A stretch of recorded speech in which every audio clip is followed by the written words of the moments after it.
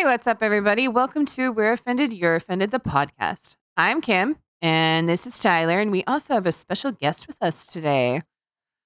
And yeah, and there he is. So, what do we got going on in the world today, Tyler? Well, let's introduce our guest first. So, Bradley, just a quick little 30-second, who are you? Why are you here?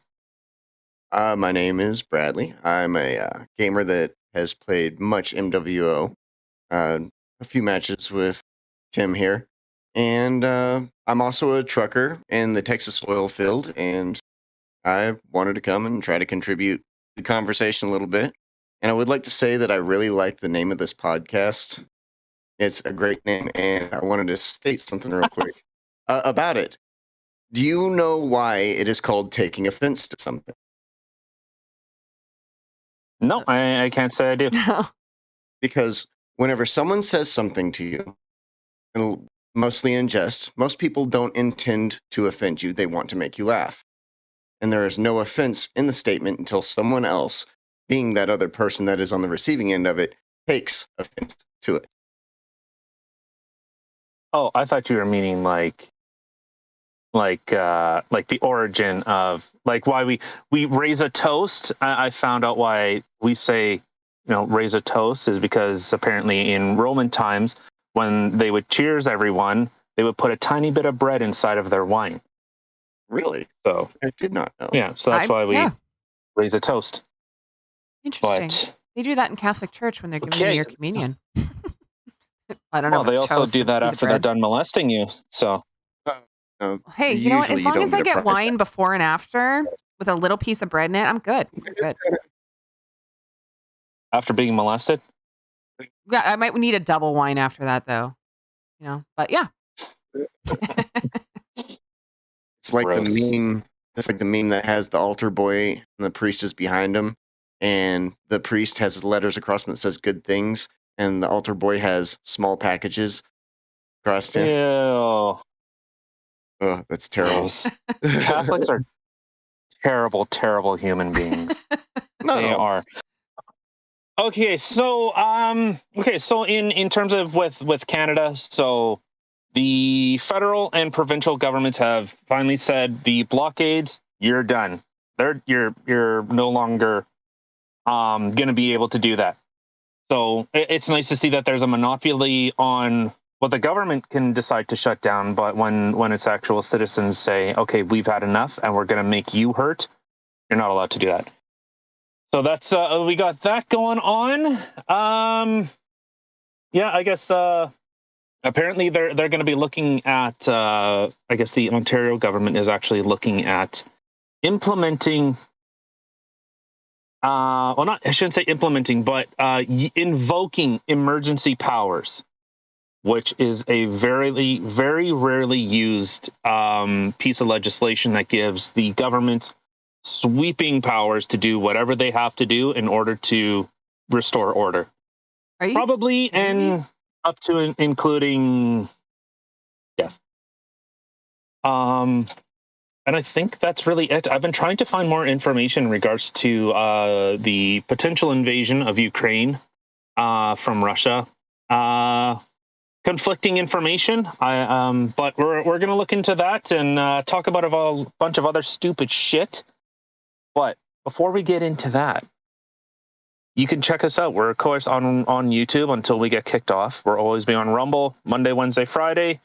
Or on Spotify. We're all social media, all that stupid shit. Share this shit show with your friends and family. Yeah, with everyone. Even if you don't like the person, share us. One more asshole adding to the shit show. Yeah. Yeah. I think how's the expression go? A snowflake doesn't blame itself for the avalanche, and we're gonna make it snow. Fuck yeah, baby. All right.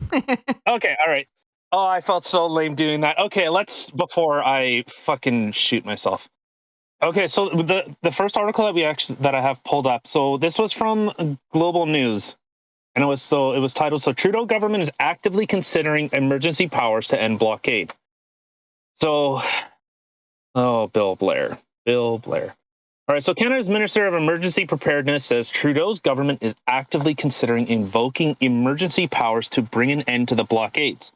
So, like I said, we can keep going, but it's always, like I said, it's interesting that when the government does it, it's okay. When the citizens do it, it's not okay.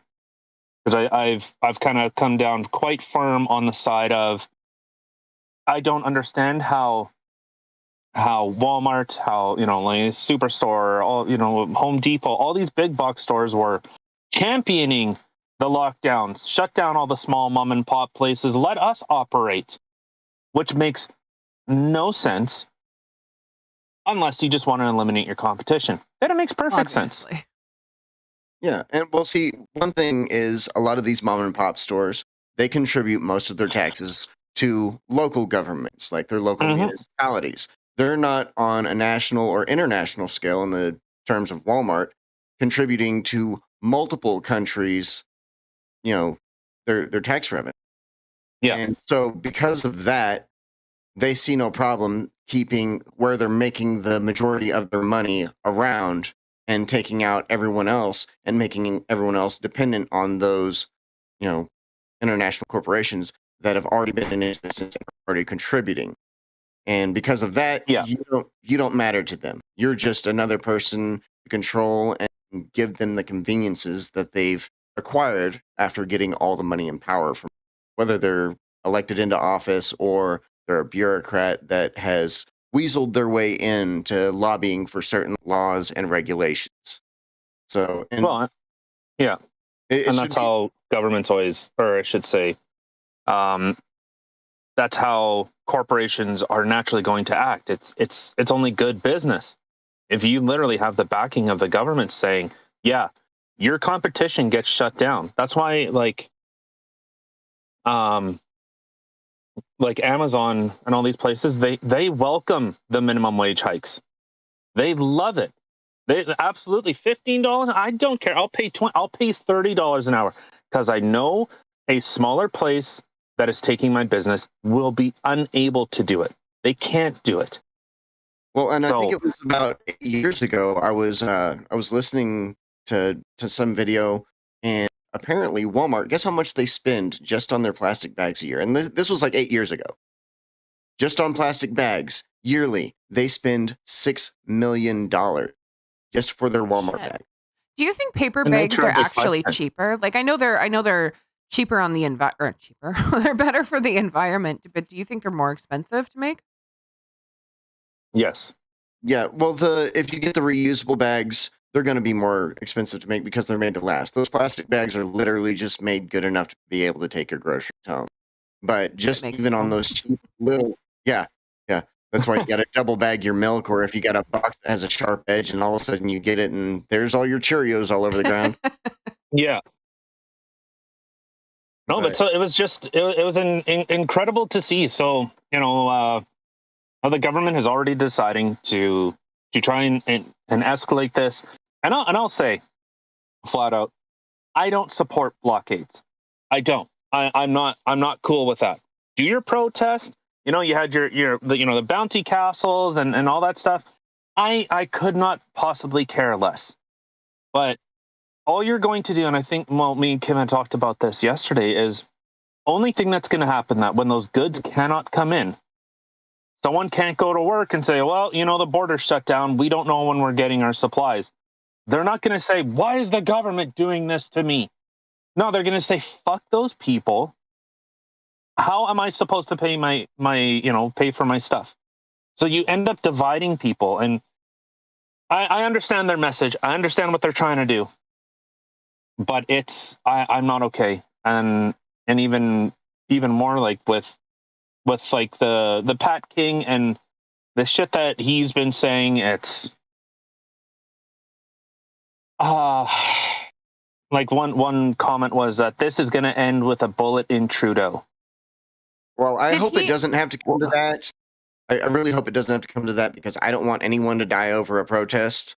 Right. But I mean, a similar thing happened. Like one of the reasons why BLM started losing so much support in the first place was before all the dangerous, hazardous riots that caused billions of dollars in damage. And that's just in the US. I don't know what it caused overseas or in just our neighboring countries, like you folks.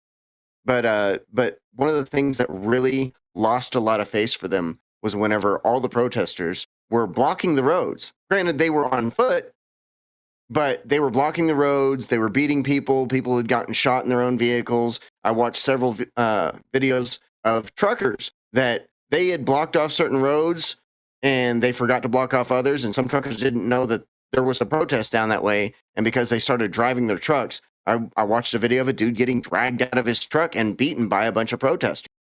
And I mean, it's one thing like what a lot of the truckers that I've noticed have been doing. They've been parking over to the side in Ottawa. They've been trying to make sure that emergency vehicles can still get through.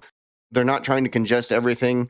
They're essentially just cutting off the supply lines and saying, look, we're not going to tolerate being told what to do with our bodies, and we just want to make our voices heard in the best way that we possibly can. But whenever you're actually blockading bridges and things like that, that's one of the things that's not going to save any face for anyone. And it doesn't matter what your message is, no one's going to want to hear it whenever you're sitting there and making it impossible for people to still live their lives. Well, see, and that's the thing too, because like, everybody has this big issue with the fact that the government had decided to do these mandates and shut everything down and decide who could stay open, who had to shut down and lose their jobs and whatnot. So, I mean, that was an issue 100%. And I agree that that was an issue and it wasn't fair and it wasn't right and it never should have been done. However, so you're fighting against being able to have free choice and stuff like that, which I strongly support. And I strongly support the whole convoy, the Freedom Convoy, and their message Donated behind to it. it. Exactly. So I completely understand the message and stuff like that. But do I think that certain things could have been done a little differently? Yes. The ones in the city, yes, they were keeping roads or a lane open so emergency vehicles could go by and people could still travel through and stuff like that. So that was great. They weren't congesting things that way. The thing is, there's people at the border and stuff that aren't necessarily tied with the Ottawa ones. Like they're different people, obviously. But the fact that they completely blocked everything off, I don't think that's right either, because you're losing the fact that you want people to support you and understand your message and stuff like that. But now when you're making that decision that, okay, you can't go to work because so many of us lost our jobs. Now you're not allowed to work and you can lose your job now and not get a paycheck. That's not okay. Because if everything is about the freedom of choice, well, people should have that freedom to decide if they do want to work or not. And holding somebody up and making someone's car plant shut down or making truckers who are stuck in the line not be able to continue on, who need that paycheck and need to keep going, that's not right. You're losing your message there. And now you are hurting other people. And I don't think that that part is right. I understand the message and what they're trying to say. But if somebody wants to work, you should allow them to work just like you wanted to, right? Yeah, and one thing you will always find in any group of people, there are going to be people that are really a part of the good message. They understand what they need to do to not piss off the public and get them on their side. And then you're going to have those one idiots. And there's a lot of them here in Texas that are just like, woohoo, we got this protest going. Let's just go and make it as bad as possible for them because they need to learn. We hired these people into this government. They need to do what we want them to. And it's like, no, look. Yeah, we want them to do, things that are going to benefit other people, but you cannot get your government to want to do things to benefit everyone whenever you're inconveniencing everyone, because then you have all that public backing go away. Like it goes away. And that's what happened with BLM. Like their support just kept dropping further and further and further to where, okay, they're an extremist group. But the issue that I have, it's like everyone knows BLM, Antifa, the organizations, not the actual message. That's a totally different story. Those are very different things. The organization, yeah, they're terrible human beings. I think they're some of the most vile people I've ever had the displeasure of knowing existed. Yep. So it's seeing that negative support, because what ended up happening? Okay, well, in those communities that they were apparently championing, well, they were burning them down. And this is the same type of thing that's happening here. I don't condone it there. I'm not going to condone it here. If you don't have morals, and if it's just a tribalism idea, well, then obviously you don't have any type of moral compass. The ends justify the means. Yep. And dude, that is, I think that's ultimately dangerous. That you're willing to sacrifice others in order to do one thing. I understand that there can be the difference of, well, they're fighting for freedom. Okay, but now they're becoming the monster they're trying to defeat. Yep. Where they're forcing people unable to work. Well, see, and that's one of the things that it really pissed me off about Antifa is they're claiming to be a bunch of anarchists and this is anarchy and all this. And I was talking with you, I think it was yesterday. That's not what anarchy is. Someone who is an actual anarchist is not going to sit there. We're not going to try to burn every single government down. Our thing is, let us have our morals. Let us live our lives. You leave us the fuck alone.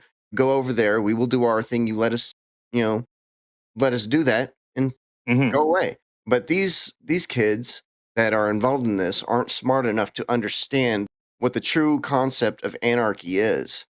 And so they just take it to these stupid extremes where it should have never gone in the first place. And that's what caused them to lose all the support that they did. And then they were just, well, everyone hates us anyway, so let's just make it as bad as possible. And then you get buildings and businesses burned down and, people in their own neighborhoods trying to keep protesters out of the liquor stores or convenience stores in their neighborhoods because those people didn't live there. And they were just there to tear things up because that's what they thought that they were supposed to be doing because they believed in this false idea of anarchy. Yeah. Well, and that's one thing, like with well, I guess with the protests in Vancouver, that we were talking about this a couple days ago, that one person that was arrested was from Washington State. Go figure. And they had a knife on them. Which, okay, whatever, but with Antifa and their tactics, but in Canada you cannot bring certain weapons across. But it was just it's incredible to see. So Kyle Rittenhouse apparently crosses state lines, goes and shoots 3 black people, and he's considered a murderer, which was all 100% false. What are you talking about? They were all black. He did cross a state line, but the AR-15 that he had was at his friend's house. He was not possessing it. Yeah. He possessed it over state lines. And whenever he got there, he was attending to people for, medical reasons. He didn't want to hurt anyone. He wanted to clean up graffiti. They only had the weapons just in case. They absolutely, last resort, had to defend themselves. He said that multiple times. Yep. And he actually supported the Black Lives Matter movement. He wanted the protests to go on. He just didn't want them to go to the extremes that they did. And then whenever someone saw him, especially what was his Rosenbaum was the child molester mental patient that had just gotten out that day.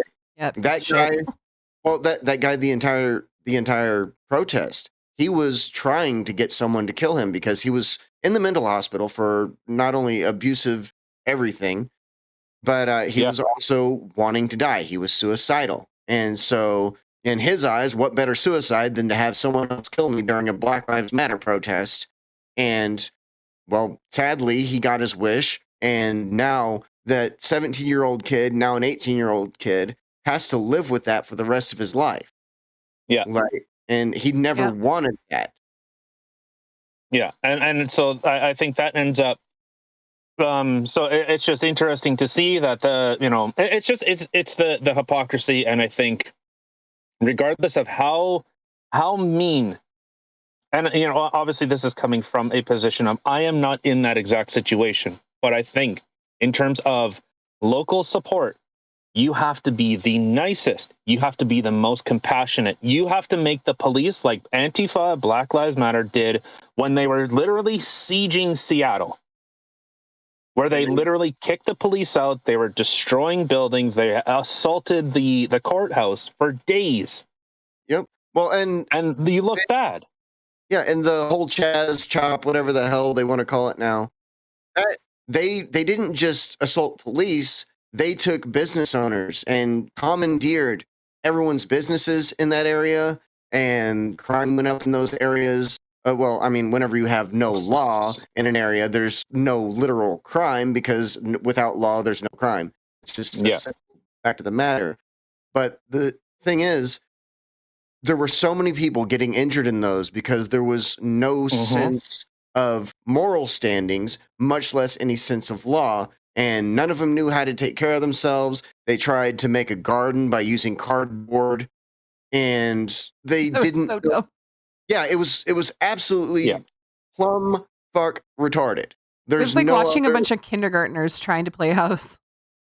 Yeah, exactly. Or play doctor, and then all of a sudden you walk in and 5, 7-year-olds have the one girl on a table butt naked. Like, what's this? And it's like, no, kids, no. Yes. God, stop. Yeah. But I guess the point that I was trying to make was like, so they would do the bad things, but the line and the recording and everything that got released was the people that were peacefully protesting. So when you all the videos that would be released are the cops charging these peaceful protesters, and then people go, "What are you doing, cops? Why are you charging them? They're not doing anything." It's like, no, it's the people, it's behind them. You know, it's the empty walls of the camera. You can't see it, but that's what's going on. And see, So with these truckers up in Ottawa, like they're trying to make them look as bad as possible. They've had bad actors come in with the Confederate flags and everything. I know y'all have talked about this, the Nazi flags, and those people weren't part of the protest. They were just people trying to make the whole thing look bad. They've done everything they can to make it look bad, and they've failed. The only thing that has actually looked bad has been these blockades of these bridges, which they shouldn't have done in the first place. And I will bet that was just a group of people. You want to talk about a fringe minority? It was those idiots that wanted to blockade things, not all the other 50,000 truckers that have all stormed Ottawa and made sure to not make themselves a total inconvenience, and they only want to make themselves heard to their elected leader, who has very clearly failed them and has no intention of doing anything better, just for the sake of having his own power. Yep. Yeah, and that's been like I support the protest. Like I said, this is something that I've applauded many times. Is the one video that came out where people were protesting and there was some little Antifa soy boy breaking up pieces of concrete, and the protesters charged him and said, "This is not what we're about," and they ended up chucking him to the police. I will applaud that any day. I don't agree with your message, but hey, yeah, call out that stuff. And it was interesting to see that difference. I will take that any day of the week. Protest, do your thing. Yeah, it's going to be annoying. Yeah, it's going to be inconvenient. Like when I was coming into Vancouver, Blaine Highway, or like the Blaine crossing, was shut down. I could not get over. So I had to find another way. Okay, whatever. Like whenever you're driving a big rig, that's not exactly easy because you don't turn on a dime and you need a lot of room to turn around. Yeah. Yeah. So for anyone that doesn't know, to make a U-turn, I need about 6 lanes. Was that all? 6 lanes. Yeah. Well, just to make one turn, I need 4 lanes. And that's just with a 53-foot long trailer. You get those heavy haulers that are running 63s or 73s, those really long 3 to 5 axle trailers. They need even more. And 6 lanes for you to do a proper U-turn is you almost literally scraping the barrier just because you take such a wide turn. Like me working in the oil field, some of the locations I go out are just out in the middle of fields. And they don't want you driving out in the farmer's ranch area. And sometimes you have literally no choice because whenever you're driving that large of a truck, you have to have it. And people don't account for the off-tracking of the trailer. And a lot of people don't understand that concept because everyone's too used to driving their SUVs or their Honda Civics or their Ford F-150s. And don't get me wrong, there's some regular civilian vehicles that, like the most ridiculous thing, you want to talk about something redneck, that I've ever seen was, a super extended cab. This thing had 6 doors on it. A super extended cab, Ford F-350 with an extended bed. This thing was a fucking bus. Like it looked Oh, like Texas. a limousine truck. No, that was in Missouri. Oh, But oh, there are geez, civilian Missouri. yeah, there are civilian vehicles that take a pretty wide turn. But even that extended cab, extended bed truck, would be able to make a U-turn in about 3 lanes. You have to take double of that, and whenever someone blocks off your only route into a place, that's a huge inconvenience for you. There's a good chance no one's going to let you make that U-turn because, well, people don't understand the physics that goes into driving a semi truck. Yeah. And so, because they don't understand that, they're not going to appreciate the amount of room you need just to be able to maneuver that thing safe.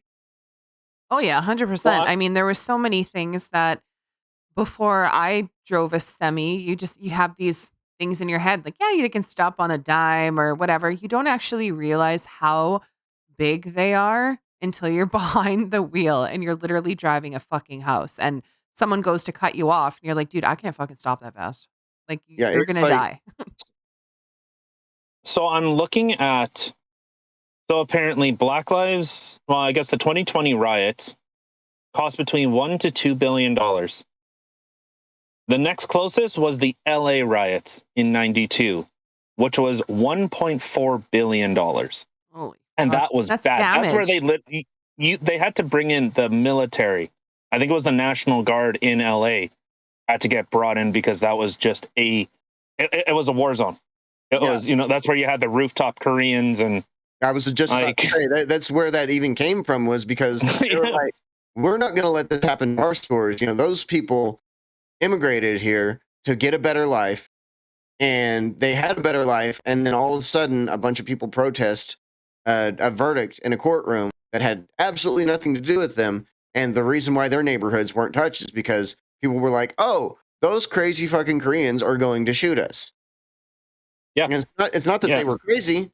If anything, those Koreans were better Americans than those people that were rioting because they came yeah. here to live the dream. They exercised their Second Amendment right. They defended their properties and everything that they had invested in, and they did what anyone who had any sense in their head would do if they didn't want to lose everything. Yeah, it's incredible to see just the amount of devastation and like I'm sure what these blockades are costing.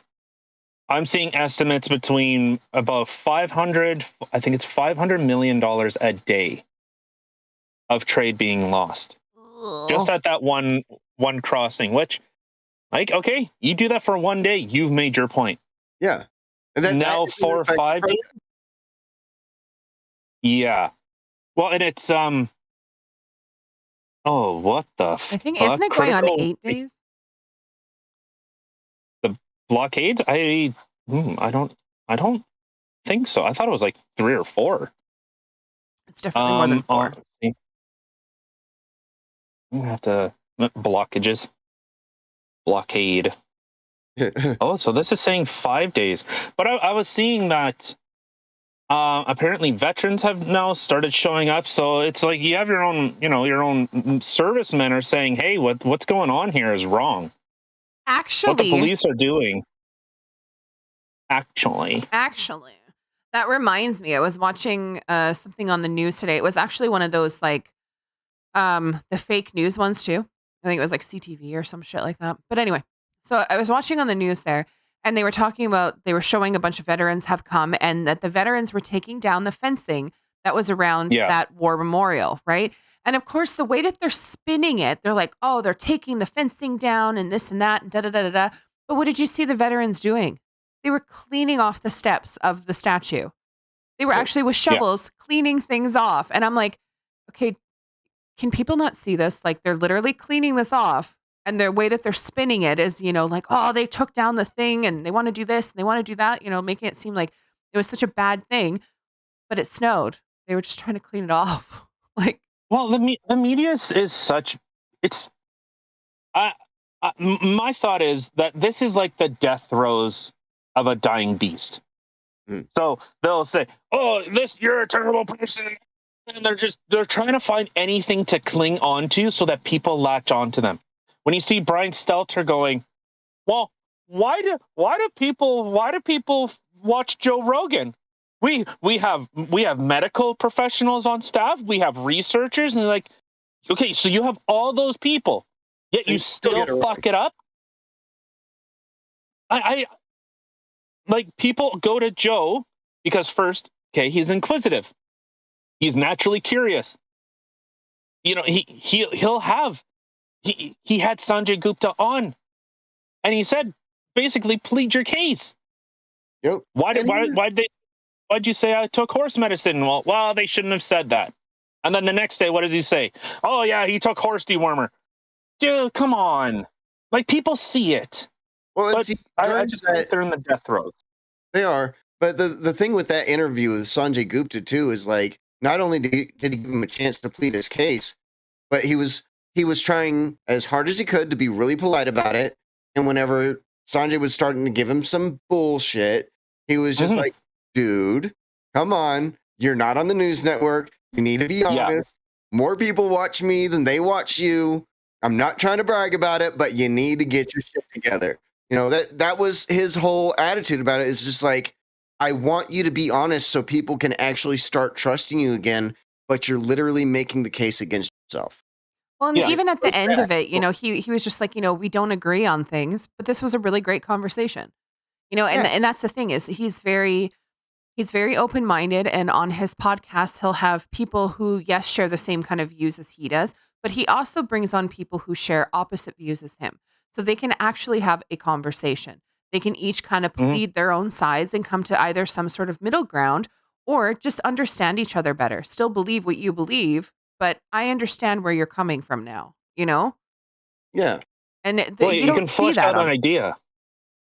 That's the thing. You can flesh it out. And it was crazy to see, like, CNN had an analyst on saying, well, the reason why people watch Joe Rogan is because it's a long form discussion, and people are interested in having a long form discussion where they can learn from. Like, you're the dude at the party that goes, actually, this is what, did you see the Tennessee whiskey? Did you know actually Tennessee whiskey didn't start in like, shut up. I don't care. I could not possibly care less. It's like Adam ruins everything. Except, oh God, when Adam was on his show, Adam's credibility went from like here. Yeah. Well, I don't even know if Adam ruins everything is still a thing. Joe Rogan ruined Adam ruins everything, but that was another one of those cases, just like with Sanjay Gupta. Like, he came on the show, and don't get me wrong, I love Adam Conover. I used to love watching all his stuff whenever college had all that going on, and that was like one of the shows. And I was like, I've known guys like this, but this dude is making a comedic deal about it, and I thought it was an excellently prepared show. I loved it. And whenever he went on there and he tried to fucking go against Jamie's quick Google hand, and he had a lot of shit that just fucking came up completely false. And he got himself cornered, tried to get out of it, but because Adam Conover, not to disrespect him, but he's kind of a beta because Joe is definitely an alpha and Adam's more of a beta. That just was not going to work in his favor. Joe's not going to let, not because he wants to be an asshole, but just because he wants factual information. He wants, good people to have good conversations with one another to, hash out what's fact, what's fiction, what the opinions are, which one's the better option, and then where to go from there. That's his whole shtick. Well, and how many times do you hear, like, it's like a catchphrase? Jamie, pull that up. Yeah. Is that bullshit? Jamie, is that bullshit? Doesn't he also have shirts that say that? Does he? Probably. Pull it up, Jamie. Yeah, I think probably. But people are seeking that. That's the thing. They're seeking credible information, and it's so hard, because just to find the news, just, well, today there was a fire at the bakery and everyone was okay. Okay, but no. Why was there a fire at the bakery? Was there a secret motive? We'll tell you later. And it becomes a big product. It's entertainment. Yeah. And Yeah. see, And then you see like the stuff with Jeff Zucker, the stuff of him with Andrew Cuomo, that Jeff Zucker was banging Andrew Cuomo's secretary, and Andrew Cuomo fucking said it. He went scorched earth. And then Brian Stelter, well, I have some very good sources that tell me that that is not the case. That is not what happened. What do you what? Like it's just it's opinions. It's Rachel Maddow. It's fabrication. It's just exaggeration, and you see it over and over and over again. Just a lie. The Russiagate thing, completely fabricated, but they pushed it. They pushed it. They pushed it. Well, There that's was one thing with Joe Rogan too is that if he says something that is not correct and he finds out something different or someone proves him wrong afterwards, he's the first person to go on and be like, actually, like I have I said this wrong. I fucked up. Yeah. I fucked up. This is where I fucked up. This is what it actually is. And such. He gives credit to who it was that was like, even if he forgets who it was, he's like, I think it was this person. They told me that I got this wrong and this is what it actually is. And, I had Jamie look it up and turns out that guy was right. He self-corrects. And like with these news networks, I have absolutely no problem with them making the news more entertaining, because if you just got a guy that's like, there was a killing down at the, blah, blah, blah. If it's boring, I mean, you can have, fucking clowns behind them if you want to make it more entertaining, but you have to keep people interested in it. And they took that entertainment animal, they ran with it, and now they're completely off the nature reserve with it. It's a sitcom. It's reality TV mix. It's like I don't know. It'd be like if a sitcom was, well, this is news producers, but the last thing they actually do is news. It's all bells and whistles and a giant prop cotton swab, and like you look like fools. Yeah, well, see, like he's a great entertainer, and I don't want to disrespect him either. But one of the news shows where you can still get some good information, but it's still a little too over the top. It's not quite jumping the shark yet. But Greg Gutfeld, he's a perfect example of that. He's right on the edge of being too much for the entertainment and not enough about what needs to be talked about. But at the same time, he's still doing a better job than most of the opinion pieces and everything that you see on other news networks. And like Tucker Carlson, he's the guy that he's like, what's his name from 60 Minutes or Unsolved Mysteries. Tucker Carlson is like that guy, just a few levels below that intensity. Like Tucker Carlson will just scare the shit out of you. And then recently he had his stupid bullshit come up with the green M&M thing and made himself look like a complete ass. Raymond Burr. It's that. Hold on. Presented by Raymond Burr, Carrie Maiden, Robert Stack, Virginia Madsen. Yeah.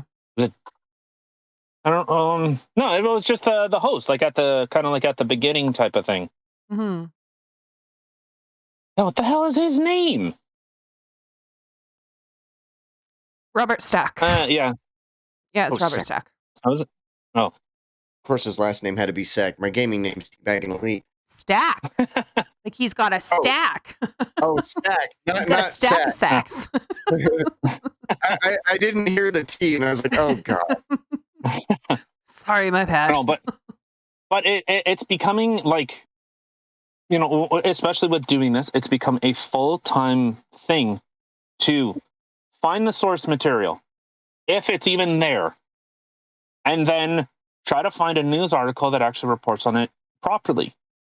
Like I said, the stuff in Ukraine. Okay, well, the Western side is saying, "Oh, Russia's going to invade. Russia's invading. They're going to plan a false flag event." Well, to be fair, you guys do it all the time. And then actually trying to find local news, and I've heard reports that that's not happening. No. So it becomes very hard. Now, it's the same thing. Just give me the straight dope. What is happening? Are they actually are they being invaded or not? So now it becomes a discrediting, or now it's inconclusive. and then I go back to I don't know what's going on. Yeah, and it's like someone like Russell Brand, he's not even a newscaster. And I don't know if you've paid attention to his channel on YouTube in recent times, Yeah, I've but watched like he has become a real journalist. He's got everything out in front of him. You know, he's brought up a bunch of news articles. You know, he tries to make it entertaining too. You know, he makes his jokes because he's also a comedian.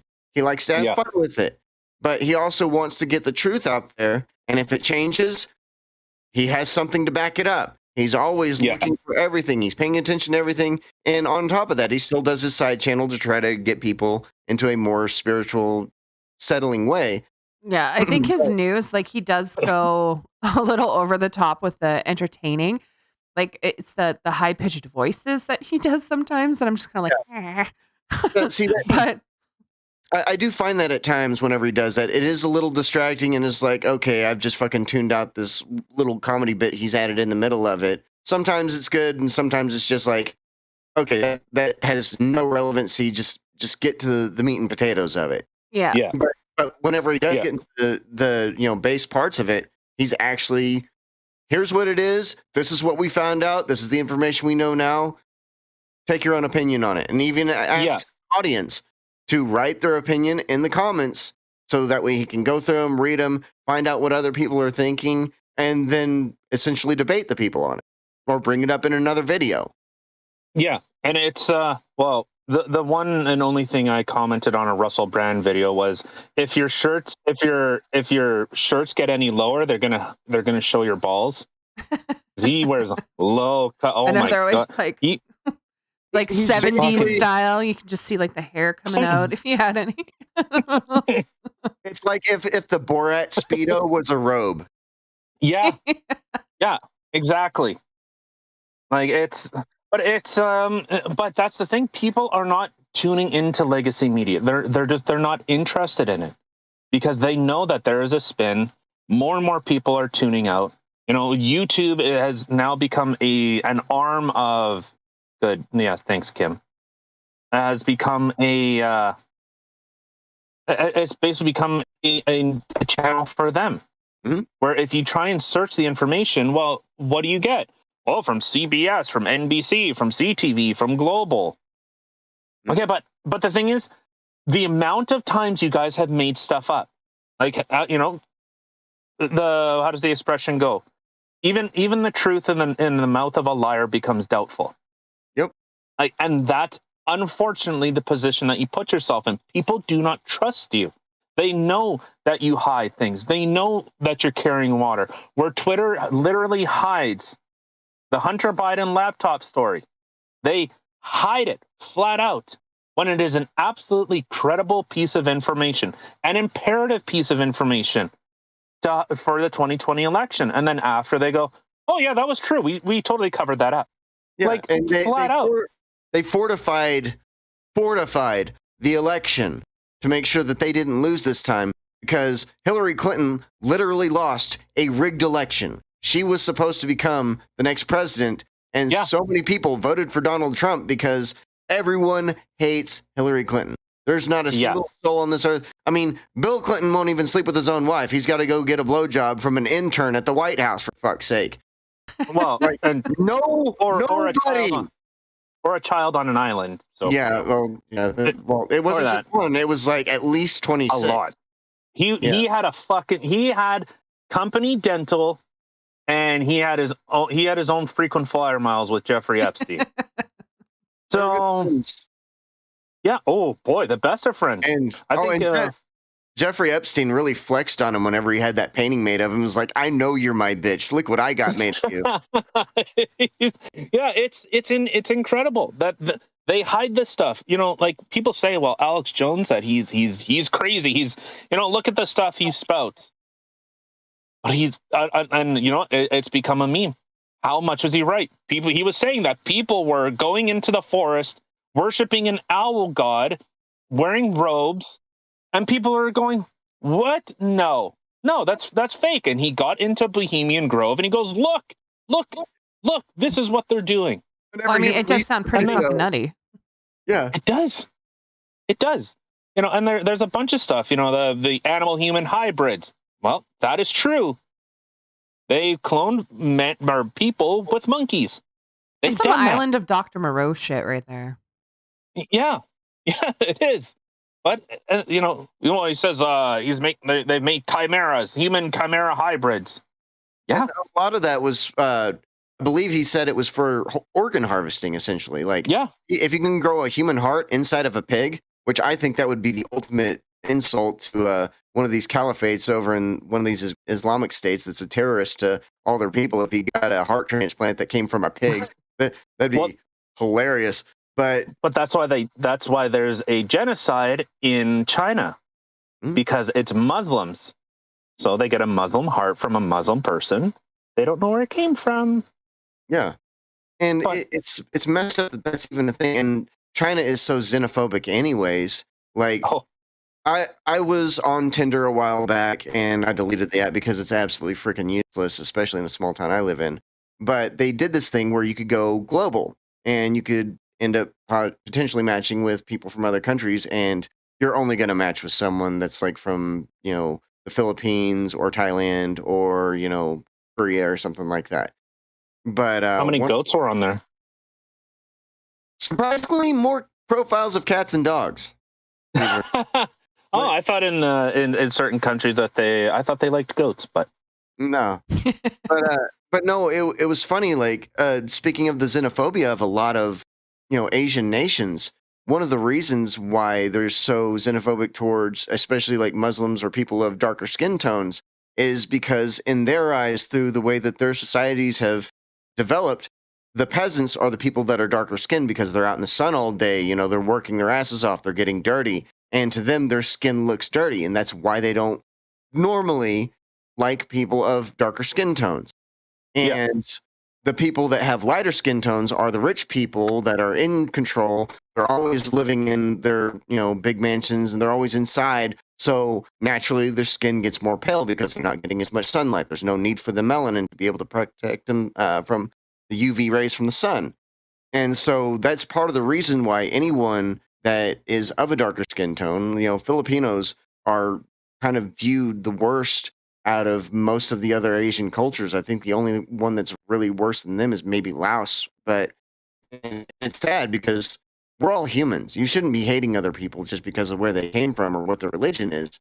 I mean, if that particular religion is trying to overtake you and do damage to you, then by all means, you have a reason to hate the actions they take. But I mean, between the people in power that we have over us creating all these stupid laws and all these mandates and everything, they want it to be an us and them thing because they think that they're better than us, just like what happens with racism. It's more a result of, I think I'm better than you because I was born this way and you weren't, so you can be kicked to the curb and it doesn't matter because I'm in power, you're not.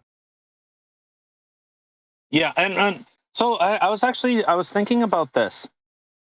So during the height of the Black Lives Matter stuff with COVID, one thing that was noted was, the protests lower COVID rates. Yeah. So I was thinking about this. Would they actually be technically true? Because so now they're saying, oh, vitamin D helps. It helps. It's great to help combat COVID. So do you think because the black people were out in the sun, since their skin naturally reflects a lot of UV light, the vitamin D, do you think that's why they said it? That's kind of been my hyperbolic, doesn't make absolutely any sense at all, but I'm making it logical in my own head that the black people, they need the sun. The white people, we don't need it. Well, see, and that's the thing. Like with people that are actually like people that come from far northern European countries like Ireland, if you're sorry, throat's to be cleared. But if you're ginger, your body actually produces its own vitamin D because it's like, oh, we don't have the sun to do that for us anymore. So we need this. How do we get it? And your body adapts. Someone who is ginger creates their own vitamin D. And someone who... So do I. Yeah. Well, I'll let you deal with your own vitamin D in the meantime. I'll sit in the corner and watch. But but no, what they found that a lot of people who have ethnicity from more African countries, they don't produce as much because their ancestry has come from a place where they're in the sun constantly. A lot of the tribal people that have lived in Africa, and even to this day, a lot of those tribal people spend the majority of their time outside.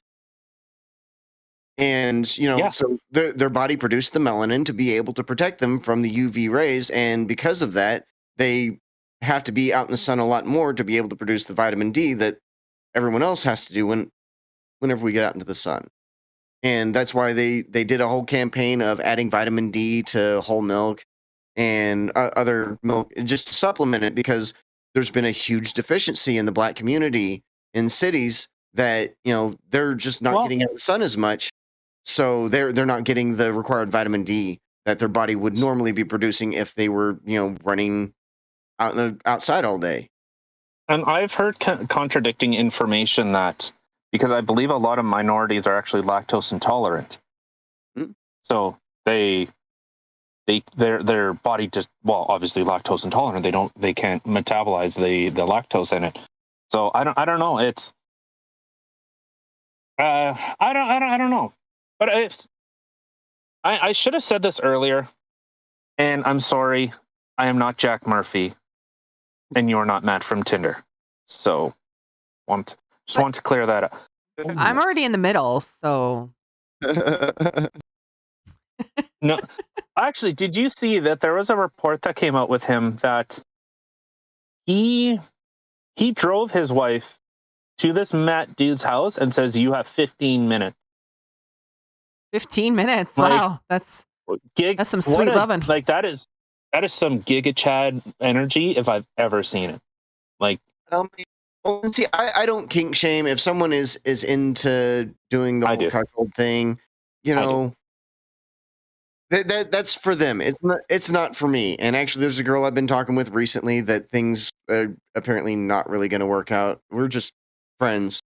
But she wants, an open relationship. I don't, because I'm not the kind of person that I'm not comfortable with other guys sleeping with a girl that I'm supposed to be in a dedicated relationship with. I tell everybody. Tell her to meet Jack Murphy. Like, hey, he loves it. 69 for 69. Come on. Yeah. Oh. The only thing I've ever been okay with is any girl that I'm with. I'm okay if she wants to have a girlfriend. I don't see that as cheating personally. And I'm probably only going to ask to watch, but I'm not going to force it on anyone. But, if a girl that I'm dating wants to go experiment with the lesbian side, and if I end up losing a girlfriend to a lesbian, then that just happens and has happened. Yeah, but then you're the spatula. So I don't ever want to be the spatula. Yeah. That's a terrible title to have. You're the reason why they flipped. Yeah. Well, but no, it's him and his whole cuckolding thing. Like, it wasn't the cuckolding that made me disrespect him, or I shouldn't say disrespect him, but lose respect for him. It was his, like what you said the other day when we were talking about this. It was his demeanor about it. It was how he reacted afterwards, and he wants to talk to people all the time about becoming a better man. And he's got this whole liminal order where he's trying to get men to be more manly, and Riminal. The Riminal order. Yeah.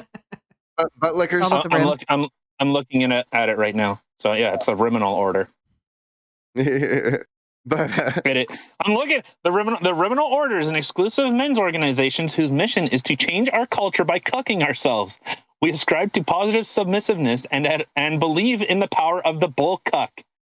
The men of the Riminal Order know we must cuck ourselves such that we may better serve our families, communities, and our nation. Through cucking, heteroflexibility, rimming, and shame, the Riminal Order equips the ass, mouth, and hands to always be filled in today's chaotic culture. Well, if you're still on YouTube, you're probably not after this episode. Well, we did have a Jack Murphy episode. Oh, yeah. But no, that got pulled. Or Yeah. almost got pulled. No, it did get pulled, but we got it back. But that's hilarious. No, and that was the thing. Like it's one thing. One thing if someone, you know, and like I wouldn't say I spoke out against Sydney Watson, but I understood where I could see where Jack Murphy was coming from. They asked one question, he said, "No, I'd rather not talk about it." They ask it again, and he goes, "You know what? Fuck you." Heartfelt. Like, oh, okay, that's something a Giga Chad would say. Heartfelt. Heartfelt. Well, see, Sydney Watson's problem, it's not that she's a bad person, but she's so used to on her own show that she will just read what she's written. So whenever something's written in front of her, she doesn't think as it's processing through her brain and coming out her mouth. She's getting better about it, but that was her problem, is like everything he asked her to politely not mention that again.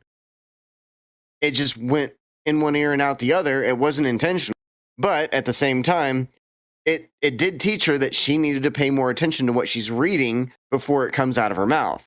And so, I mean, he did ask. He shouldn't have reacted as poorly the second time around and been, if he wouldn't have done the whole, you know what, fuck you. You know, if he would have just been like, hey, I asked you to not mention this again. Please, I don't want to discuss this. It's not something I feel comfortable with talking about. If he would have reacted in that way, you know, 2 strikes out of 3. That would have been fine, but it was 2 strikes, you're out with him. Yeah. You know, yeah, which to me didn't make too much sense either, because like, okay, it may not be something that you're still into or whatever, but like, dude, it happens, so just fucking own it. Like, don't be a little bitch. Just be like, yeah, that's right. I did that. And what? Well, no, and it was the stuff that came out after, like, you know, the war room stuff and threatening people, and okay, now you're in a different territory here. He became the very thing he sought to oppose, just like you were saying the other day. He became what he was trying to oppose. And I think he was trying to change his life. I think I try to look at the best in terms of what people are doing. I try, unless I have enough information that, okay, you know that this is wrong and you continue to support it. Or at least you haven't said anything contrary to it. So a fair assumption would be that you're totally okay with it. Silence is violence, after all, right? Yep. So, you know, it's just it's, I don't know. It's such a, I think to be in that type of position, like maybe he is a grifter. I'm not so sure. I don't have all the information that everyone, you know, like Nick Rekieta has brought up, like that, you know, he was trying to start shit with him. And, you know, I strongly suggest you stop talking about this. And, you know, for someone to use Rogaine on their beard or dye their beard so it looks like that, and that's kind of fucked up. And he didn't even change it. Like, right on the website, his beard hasn't changed. You want to know what it reminds me of? It reminds me of like if Guy Fieri was a mountain man. That's what it looks like. Yeah. You just need some backwards sunglasses and Flavor Town. Yeah. But well, he got Flavor Town. It was just probably shot across the room. Yeah. No, it's in his ass. 100%. 100% in his ass.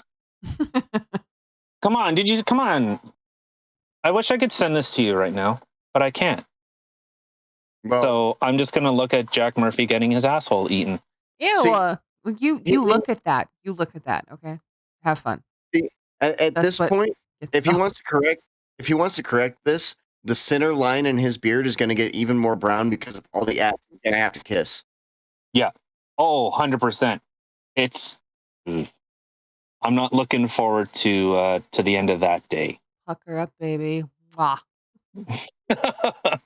No, but this, okay, so I guess kind of get back on track. It was just, it's become so hard in terms of like with the news, and that it's becoming a full-time job just to try and find source information to actually find what's actually going on. And, the convoy is, it's a perfect example of it. I directly know people that say, oh, they're just all a bunch of idiots, and why can't people just shut up and just, like the government's dumb and these people are dumb. So I'm right, and I kind of know what's best. Well, unfortunately, okay, well, what does CBC say? Like I just seen I was listening to a segment whatever, a broadcast, god damn it, that a political nominee was looking at running for a local election in Kelowna, I believe it was. And so that the reporter was saying, well, why are you in support of loosening COVID restrictions when people are still so afraid, and how do you think that that's going to affect businesses? What do you think that's going to happen? Why do you think that that's okay?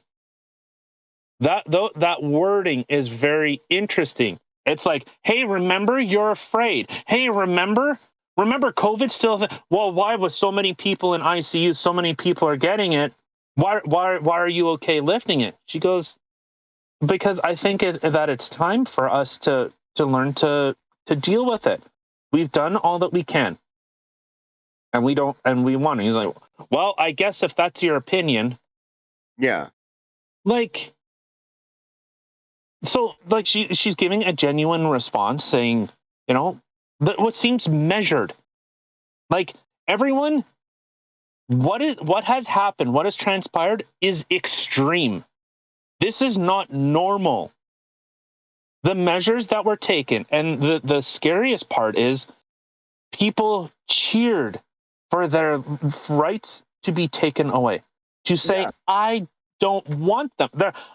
There's too much responsibility in having my own choice, because then I'm accountable to it. Like Ethan Klein said, the CDC has it on your website. You don't even have to think about it. That was something that was going around with everyone for a while. Like, what is this dude even saying? He's basically saying, don't even think about it, dude.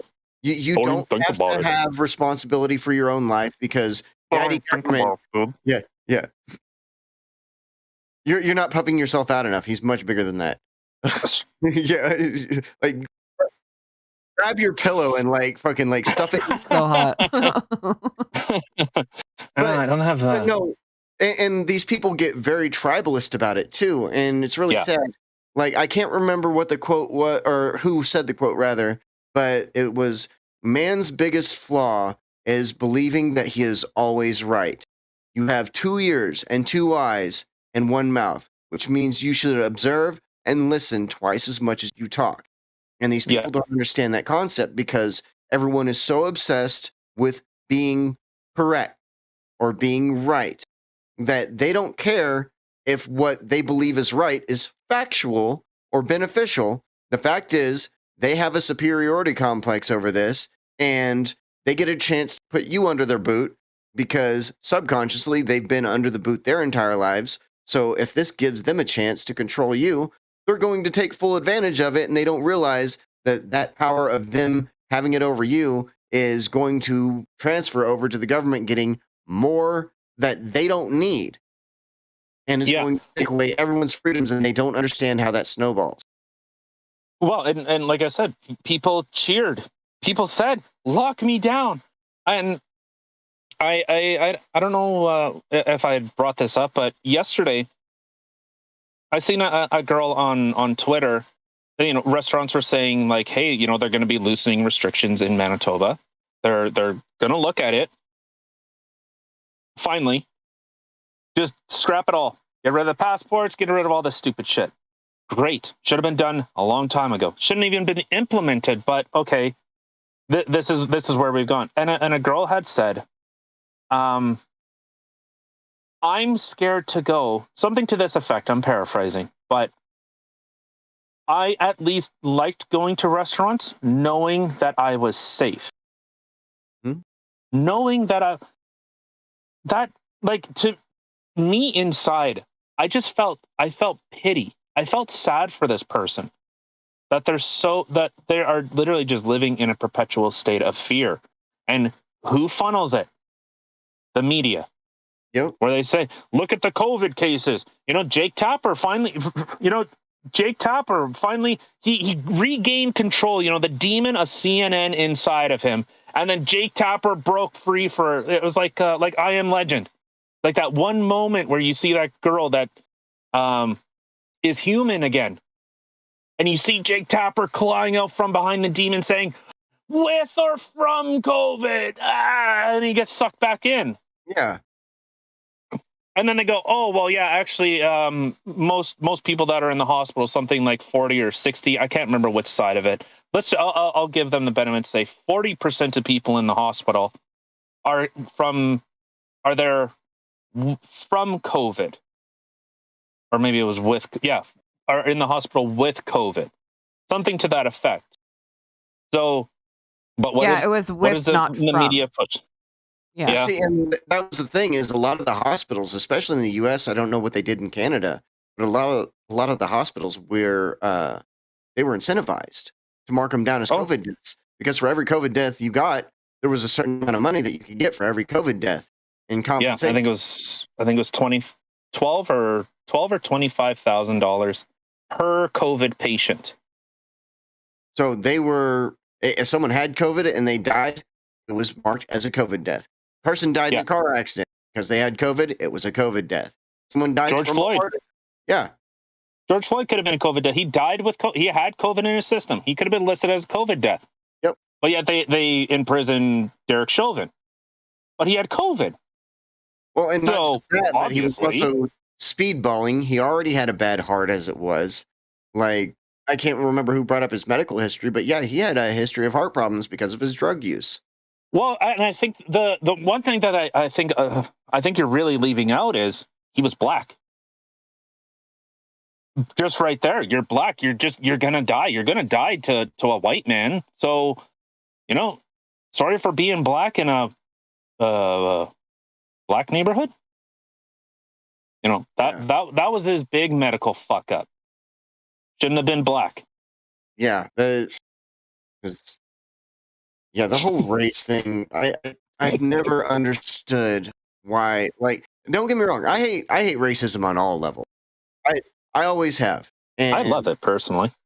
Oh, it can make for some great comedy, mind you. But I mean, like the black white supremacist, that was a great bit, and that got Dave Chappelle in so much trouble too. Yeah.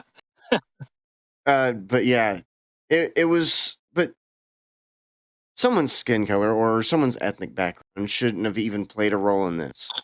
The fact is, the cop maybe, like, I don't know all the fine details of the whole situation that led up to it and everything, but maybe the cop shouldn't have been on his neck for that long, or maybe it was the drugs that killed him, but they focused solely on the fact that he's a black man. They were mostly white cops. There was one Asian cop, and that was the important part of the story.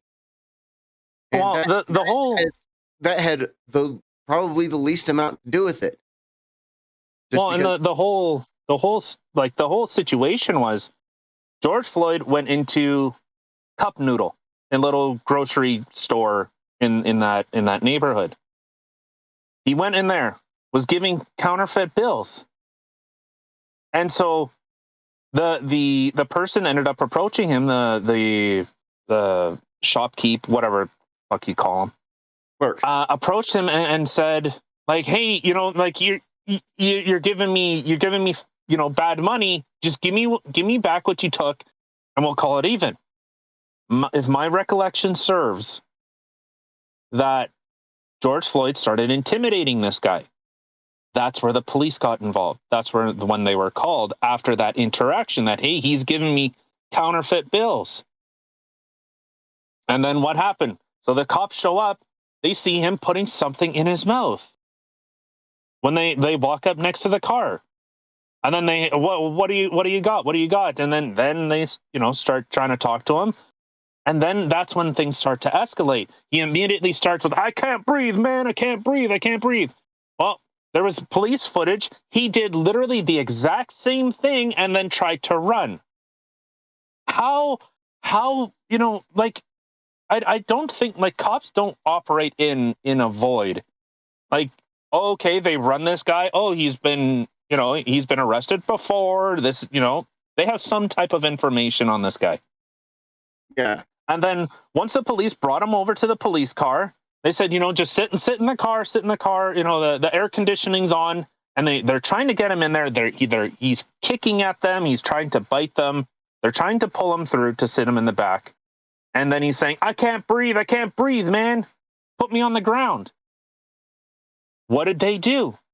Put him on the ground. And then even during the court trial, I believe it was the prosecution's own witness was saying, like, not only was he not on his neck, he was on his back. He was rolling. Like, you don't just sit in one position. Like, no one sits in one position for 9 minutes straight. Yeah. No one does. So, yeah, he was on his upper back, maybe a bit on his neck. And then, the crowd was starting to get rowdy around him. Well, to the point where the ambulance could not get there, so the police had to pick him up, put him in the cop car, and then drive him out. Yep. So it's like you have the prosecution saying, well, if anything, the police would have been justified to use more force. They had MMA experts come in and say, I can sit someone doing this on my neck or on where Chauvin's knee was forever. It's a control position.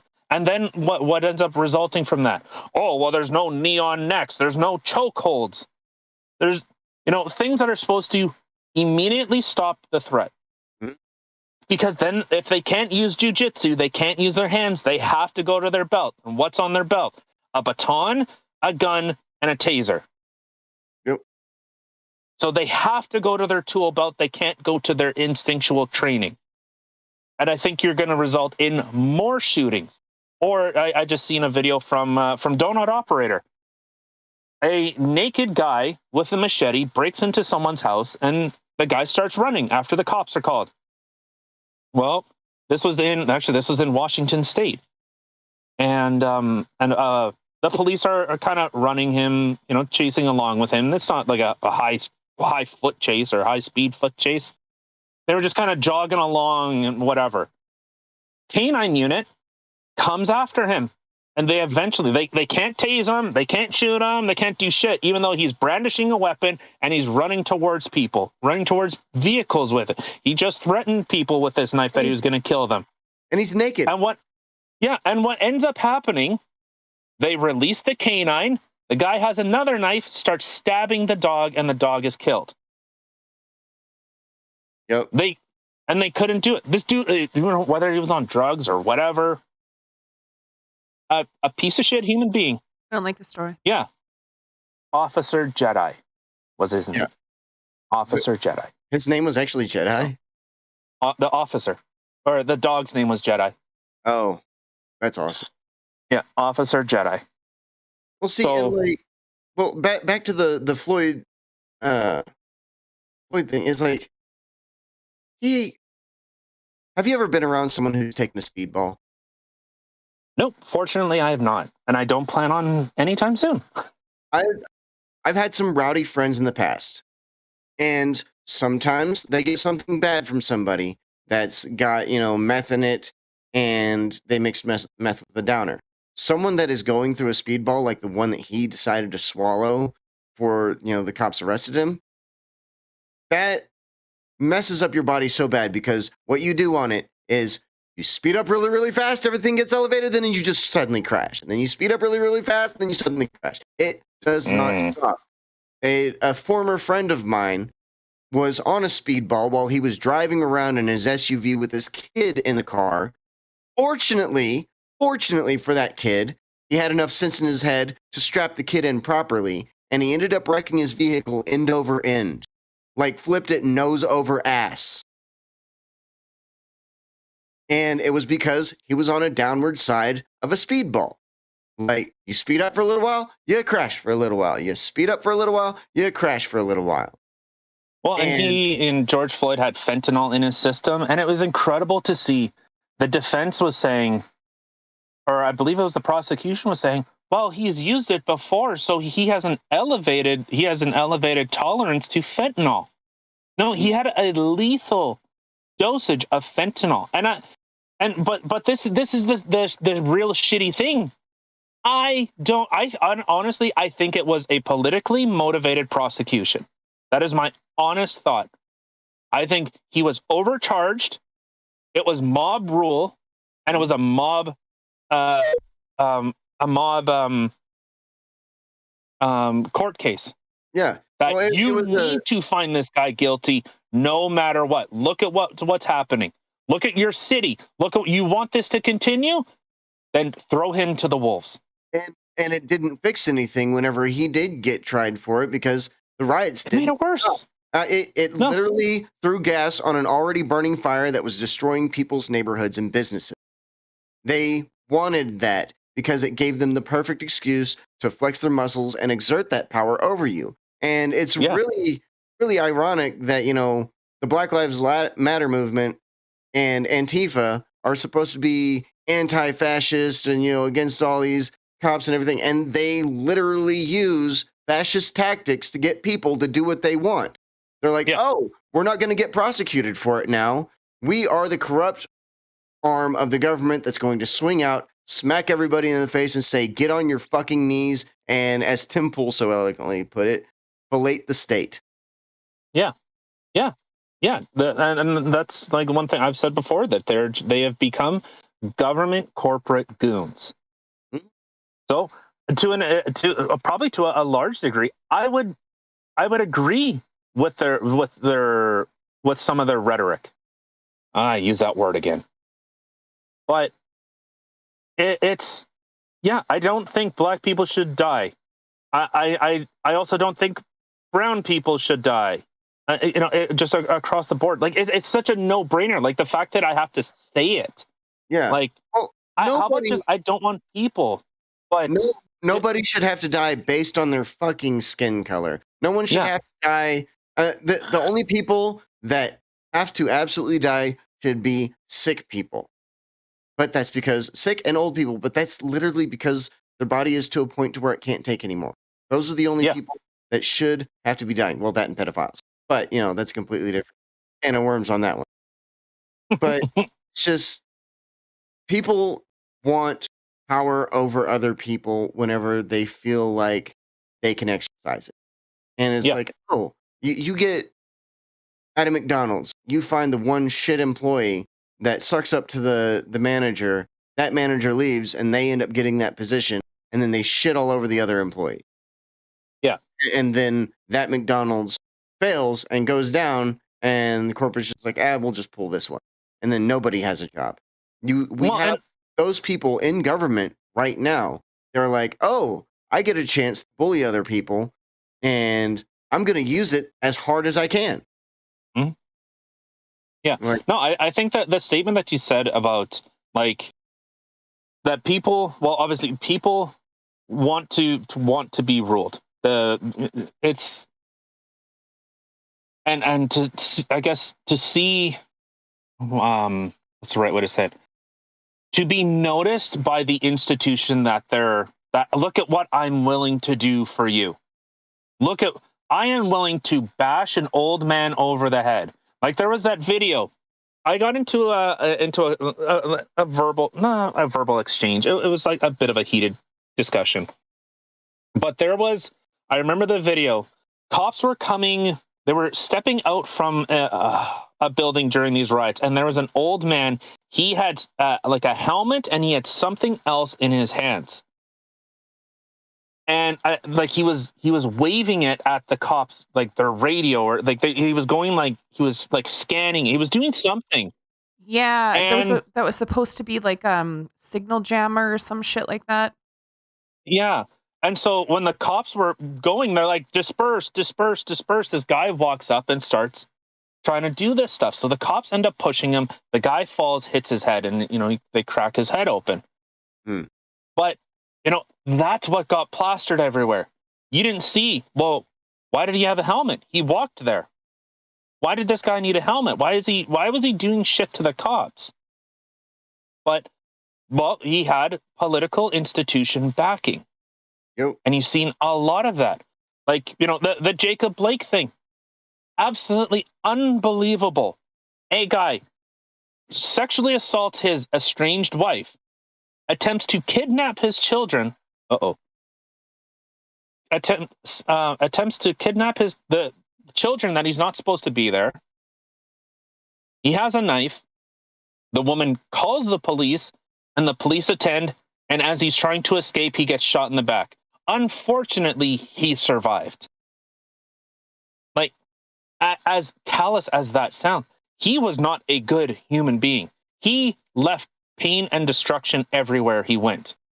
Sexually assaulting women, kidnapping children, trying to steal a vehicle, and then was what? What was he going to do with the knife? What? Stab the cops? Yeah. And then what? Jacob Blake, you're a hero. You're a model citizen. If that is a model citizen, we have big problems here. Well, let me tell you something about being a model citizen. That people complain about how easy it is to get a gun in America. It's not easy to get a gun for most people because most people have some sort of a bad past and it needs to be reviewed.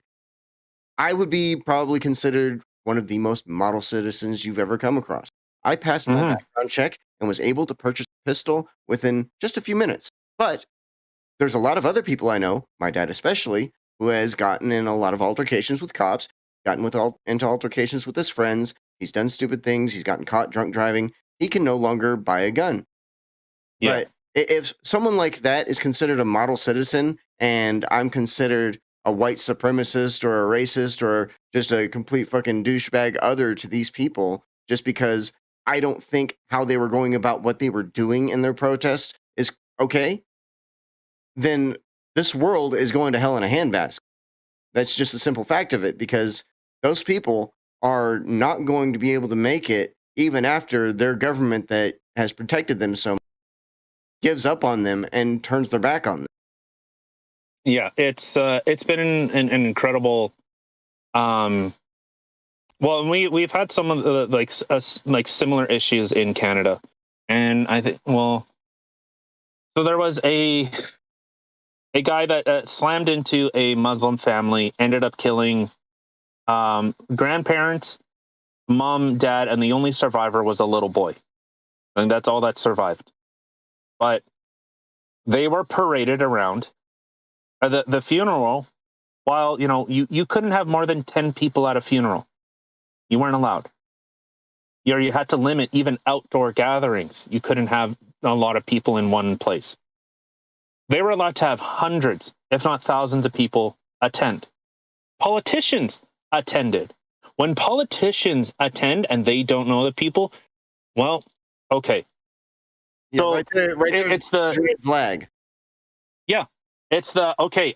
Do you like being pandered to? Do you like the government saying, "Oh, you're worth something to me at this moment, not a month down the road"? Oh, but maybe when I need your vote, not when I phone and say, "Hey, how's that little boy doing? How is he?" Yeah. That didn't really seem to matter at the time, but it was politically convenient. And Jacob Blake was politically convenient. George Floyd was politically convenient. Yep. Ahmaud Arbery, politically convenient. And then there's people like myself, the common person. Whenever my mom passed away, that was in November of 2019, and thank God that woman does not have to see the world going to hell. I miss my mother every single day, but we still have not been able to all get together and spread her ashes where we wanted to because of all these mandates, all these lockdowns, and all this stupid bullshit that has gone on across the entire country. And it's all because a bunch of political jackasses want to take more control. And it pisses me off because it's been almost 3 years now since my mom passed, and we still have not been able to have a funeral for her. Yeah. And Well, and that's like a lot of the, what I talk about a lot is, people that died in hospitals, they died alone. People in old arcade care homes, they're alone. Mhm. Oh, I can see them through the glass. But that's your mom, that's your dad, that's your uncle. You can't even go give them a hug. You can't do anything. It was like they had the worst disease in the world. Like if you touch them, they are going to die. Yeah. And that was heartbreaking to see how many people died alone. And it's politically convenient. It's Yeah. politically it's the idolization and the demonization that has become so prevalent here. How do you like that for some big fucking word know-it-all language? Yeah. But Being insulted again, guys. And see, that's the thing. If you don't provide any political clout to somebody, you're not important. That's Yeah. just how every government now works, because it's like famous George Carlin quote that I know everyone said a million times. It's a big club and you're not in it. Yeah. But that was factual. And that was from his special in what, 2006? Because he died in 2008. Has it been that long? Yeah, it's been a long time. George Carlin. No, But it can't be 2008. Well, 2008, I believe, is whenever he died. Holy shit. June 22nd, 2008. Yeah. Holy. 14 years. Or, yeah. Wow. But wow. no, Right. It's like you don't provide any sort of benefit to them for them to, care about your funeral for your loved ones. And because of that, you don't matter. But this one thing happens, and we can use this for, our own political gains. That matters to them because it gives them that benefit. It gives them a sense of trying to save face and show everyone, oh, yeah, look, we really do care. And it's like, no, you don't. If you cared, none of this would have happened the way it did in the first place, and you wouldn't be letting other people suffer because of a virus China decided to release on the world because they wanted to stop the riots in Hong Kong. Well, and there was my big thing is, oh shit, now it just fucking slipped my mind. Oh no. I don't know. I don't. Fuck. Well, while you're remember it now. thinking there, what I wonder if, like, Black people realize, this sounds bad, but if they realize that, like, what the media and the government are doing, like they've gone through their hardships and whatnot, and now when you think about like someone like Joe Rogan, okay, they were trying to take him down due to medical misinformation. They couldn't do it, right? Didn't work. So then what did they do?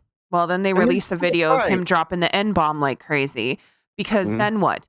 Well, okay, well, we can't get him down. So if we put out this video where he's dropping the N-bomb out there, then the Black people come after him. Yeah. Then they're going to get angry. Like the government's they didn't. literally, and media is literally using them as puppets because they Yeah. know it's a hot topic, right? Well, and see, that's the Yeah. thing. A lot of the Black community, from what I've seen, actually realizes what's going on, and they don't appreciate this at all. This is another thing that is going on that has been used to keep them in a position of powerlessness. And Sorry. Black Lives Matter became a movement to say, hey, look, you're powerless, but we're going to save you. And it's literally trying to convince the Black community that they're powerless whenever they very well aren't powerless. Son of a bitch. And most of those people that hear about that from Joe Rogan are like, wait a minute, he's friends with Dave Chappelle. He's friends with Kevin Hart. He's friends with, name whoever. That racist bastard. Russell Peters. He's had Colleen Noir, and he's had fantastic discussions with them. He had Kurt Metzger. I think he's from the Middle East. I can't remember what nationality he is, but he's definitely not Caucasian. But well, I don't know. It definitely all just proves right there he's racist. But everyone knows it. But this is the thing. It's the bigotry of soft expectations. or soft bigotry by low expectations. Sorry, I should say that correctly. And so they see them as stupid. Like they see minorities as literally as stupid, where they don't know how to access a computer. They don't know how the internet works. No, you old fuck. You don't know how the internet works. You just go on Facebook and fucking twiddle your asshole. That's it. That's all you do on Facebook. Yeah, and one of the points of Joe Biden saying the quiet part out loud was, I want poor kids to be just as smart as white kids. Or it was something. God. It was something along those lines. That's not an exact quote, but yeah, he literally said, "Are just as smart as white kids." Yeah, poor kids are just as smart as, even though statistically more. By numbers, there are more white people in poverty than black people in poverty. Just numbers. You want to get on statistics? Okay, well, sure. Statistically, it is better for white people, but as far as like actual literal numbers, whenever you get a large group of people, like you have like 100 Muslims, but you have like 50 Mexicans, and then you have 25 Koreans. Put them all in the same room together. You may have 30 Muslims that have a heart condition. And then you have, out of the 50 Mexicans, you have 30 Mexicans that have a heart condition. But then amongst, let's say, the Asian people, 20 out of those 25 have a heart condition. The Muslims and the Mexicans have more, but statistically, they're worse off just because they have smaller numbers. So, but for the other 70 Muslims, they're good.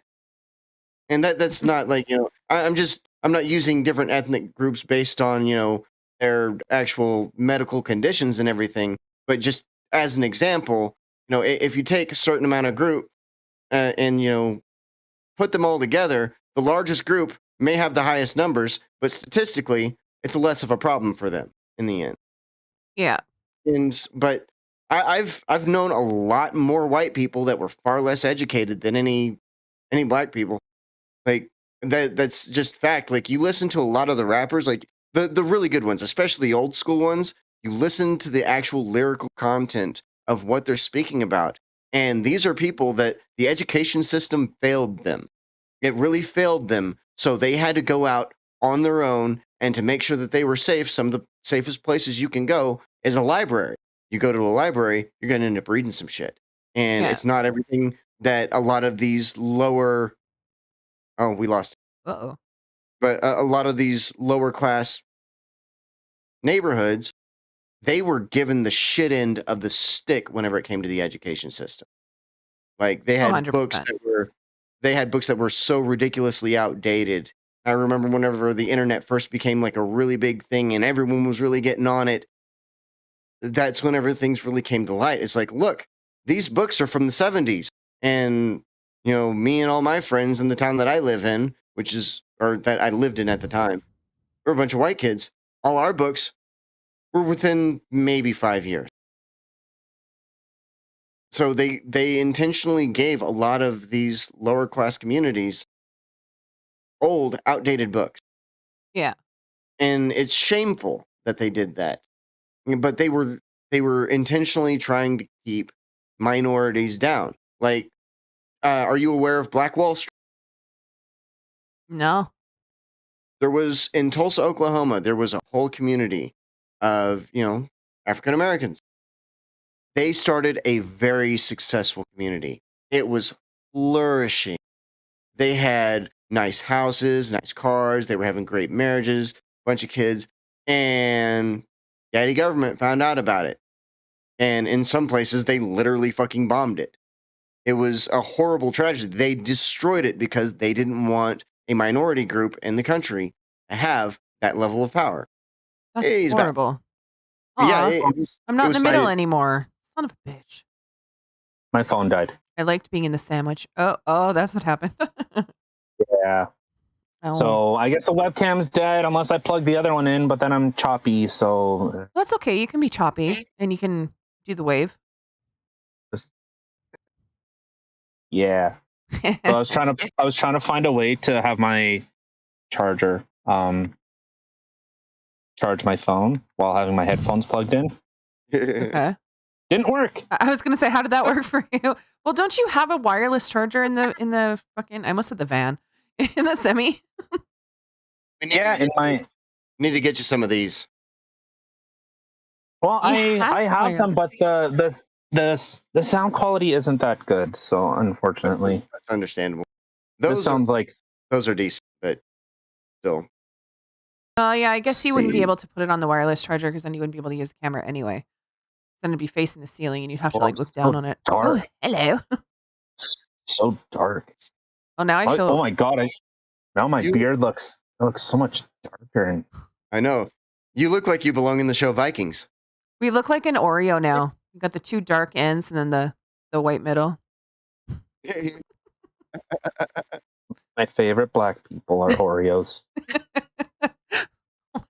You just don't move a lot. Yeah. Okay. Well, I don't know if there was yeah, unfortunately, but I guess I don't know. Should we look at wrapping this feller up, or was there more? Well, If you there's just still anything got else that. you want to talk about? Didn't you have that one last article though? Yeah, we didn't even bring up the other article. The police. The Ambassador Bridge. Yeah, I guess yeah. So I guess yeah. Well, we can finish with this. So this was from CTV News. So the police are working to reopen the Ambassador Bridge after 30 people have been arrested. The city's mayor applauds the work of the police and said the Ambassador Bridge will reopen when it is safe to do so. Today, our national economic crisis at the Ambassador Bridge came to an end. Border crossings will reopen when it is safe to do so, and I defer to police and border agencies to make that determination. Since Saturday morning, police have been slowly pushing back protesters away from the bridge entrance. Police also stated that vehicles are being towed and residents should continue to avoid the area. There would be zero tolerance for illegal activity. I think there's normally like a zero tolerance for illegal activity, just in general, right? Well, like unless you're a politician. If you're a politician, there's zero tolerance for good activity. That's true. That's true. Free reign, like Trudeau's great example of that, and Joe Biden offering to send the U.S. Army in to assist with that. Yeah, hey, Jagmeet Singh, what about foreign intervention? Like, it was incredible. So Jagmeet Singh is the leader of the NDP, the New Democratic Party, which is actually a socialist party. Mm-hmm. They used to be a Labor Party. Now they've gone. Yeah. And oddly enough, Jagmeet Singh is, you ready for it? He is a board member for the World Economic Forum. Of course he is. The same place that says you will own nothing and you will be happy. Just shut up, sit in the pod, eat the bugs, and let Big Daddy Mark Zuckerberg take care of you. Nice. Yeah, so no, he was saying that the give send go. Well, there have been reports. Actually, there was an article specifically saying that that a lot of the money that came in was from foreign nations. Yep. Totaling, get ready for this, $33,000 of the 10 million. This money is coming from abroad. Sounds like it's a grassroots fucking movement to me. I don't know. That's what it sounds like. Well, see, and like to not get too far off the Ambassador Bridge thing and them clearing it out. Like, I don't think that they should be blocking off roads. Yeah, I totally agree. Like we discussed earlier, that was part of the reason why Black Lives Matter lost so much face.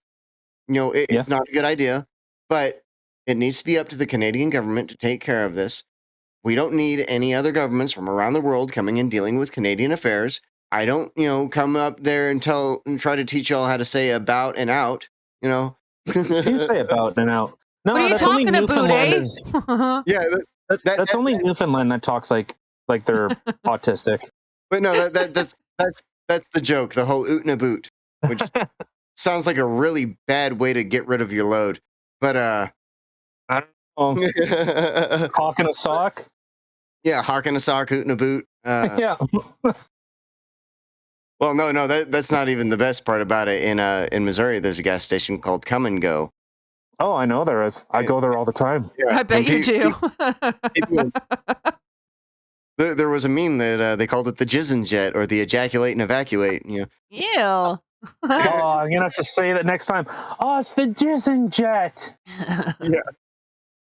But no, I actually like the Come and Go. They have good fucking food there. Oh yeah, they're great fucking truck stops. Fuck yeah. They're really great truck stops. But no, it's like it's not our place. Go up there and tell y'all how to live your lives. It's not our place to go up there and intervene. The United States has tried to play world police for so fucking long. We need to get everything back to our country, focus on our own damn matters. That's just, you just can't help it. It's just you gotta bomb democracy everywhere you go. I mean, spread democracy. Sorry. Yeah. It's too profitable for these stupid fucks up in higher government who want to not be involved in foreign affairs. Like, don't get me wrong. I can understand being concerned and maybe wanting to do something about this whole Ukraine deal, because if Russia starts taking over places and they get too much territory, they become too powerful, Russia could become a problem. But it's still not kind any of already are. Yeah, well, I mean, they already took Crimea. Yep. They already took that. So that was their access to international waters from the west side of Russia. They've already, and then it was incredible to see Joe Biden say, well, just give it up. Okay, so hey, can we have like North Dakota? Like, yeah. No. Can we get Alaska? Because that makes the most sense. It is in North America. Yeah, no shit. And nobody in their right mind wants to live in Alaska anyway. Everyone that lives up there, an absolute it's pretty, apparently. It is. Yeah, whenever you're not like in negative 70,000 degrees Kelvin. But no, my dad, whenever that's when I'll put pants on. Well, yeah, my dad was a kid living in Alaska, and he was telling me the stories about it because my grandfather used to work on drilling rigs up there. And it was before they really advanced the technology to be able to have indoor plumbing and all that. And so whenever it was wintertime outside, you had to go piss outside. And they'd piss off the porch, and it would stack. You just have piss sickles. It's nasty. Oh my God. Could you imagine a little kid coming along not knowing and like, oh, look at this icicle. No, see, that's the thing. Whenever you grow up there, you're aware of what it is. My thing is what happens whenever this thing gets a sharp edge on it, you slip and fall outside and you get impaled to the back of your neck by a piss sickle. I love that prospect. That sounds like a torture in hell. Like, hey, you're getting stabbed with a piss sickle today. That would definitely be an awkward conversation to have at the hospital. Yeah. What impaled you? A piss sickle? Well, you're paralyzed for the rest of your life now because someone's piss stacked. And the government's worried about Substack. We need to be worried about these piss stacks out here stabbing people that fall. Right? So it should be a bigger concern, I feel. Yeah. Yeah. So that I find is concerning. But to be fair, the U.S. has invaded places for a lot less. Oh yeah, they have. Like they've done proxy wars. There's one thing America loves, and I know it's an old trope. You love blowing shit up, especially someone else's. Well, I mean, if you look at the official history of the United States since we became a country, since we separated ourselves from the crown, I think it's out of all the years that we've been a country, like over 220 years of our existence has us been in some kind of war. We've been in some form of conflict. And, 5 years of that was with ourselves because we're a bunch of fucking dumbasses. Yeah. Well, I think there was a bit from Robin Williams was something like that. America loves war so much they'll fight themselves. Like, I'll kick my own ass. Damn right. Exactly. And it's about to start happening again.